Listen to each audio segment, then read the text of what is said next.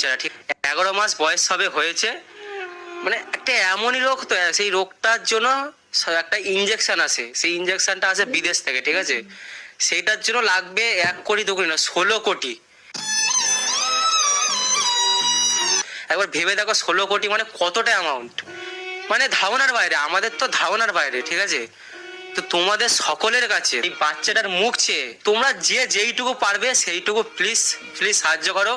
আর QR code আমি যেটা দিচ্ছি দেখো এইটাতেই করবে, আর অন্য কোনো জায়গায় করবে না।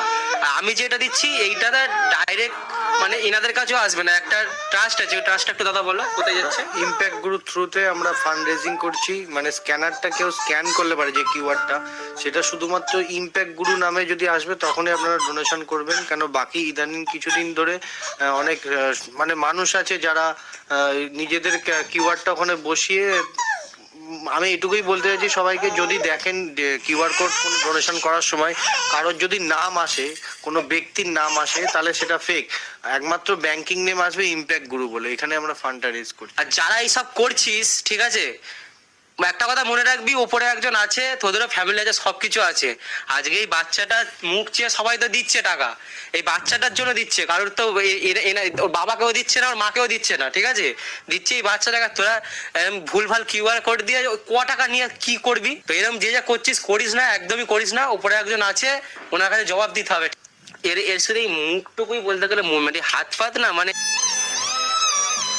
এই তো ধরে আছে, কিন্তু যখন শুয়ে আছে না গাইস, তখন মানে সাইড হয়েই থাকছে। যে একটা বাচ্চা কি করবে, চড়ু বড়ে 11 মাসের বাচ্চা, 11 মাসের বাচ্চা অনেক চড়ু বড়ে হয়, ঠিক আছে? কিন্তু ও স্টিল কোনো কিছু করতে পারছে না। মানে এইখান থেকে বলতে গেলে আরো দাদা বললো, মানে যত দিন হবে তত আরো কাজ বাজ করা বন্ধ হয়ে যাবে।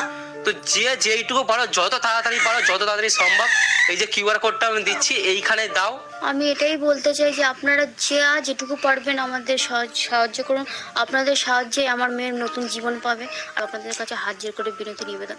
আর আপনারা অনেকেই বলছেন যে পিয়ারলেসে ফ্রিতে ট্রিটমেন্ট হচ্ছে।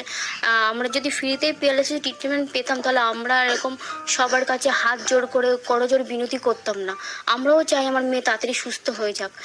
পিয়ারলেসে যেই ট্রিটমেন্টটা হতো, যেটা লটারি সিস্টেম, সেটা পুরোপুরি বন্ধ হয়ে গেছে। এখন আমরা ওকে পিয়ারলেসই দেখাচ্ছি, সংযুক্ত ম্যামের কাছেই দেখাচ্ছি। এখন পুরোপুরি তোমার টাকাটা অ্যারেঞ্জ করে পুরোপুরি কিনেই নিতে হবে, এছাড়া এর আর কোনো পথ নেই। আপনারা প্লিজ মিথ্যে বলবেন না যে পিয়ারলেসে ফ্রিতে হচ্ছে। আপনারা আগে খবরটা শুনুন। আবার অনেকে বলছেন আশমিকার ট্রিটমেন্ট হয়ে গেছে, আমার মেয়ের এখনো ট্রিটমেন্ট হয়নি। আপনারা প্লিজ উল্টো পাল্টা বলবেন না, যাতে আমার মেয়েটার চিকিৎসা হতে দেরি হয়। আপনারা যেটুকু পারবেন, আপনাদের কাছে বিরতি নিবেদন, যেটুকু পারবেন আমাদের দিয়ে সাহায্য করুন। চলো এইটুকুই।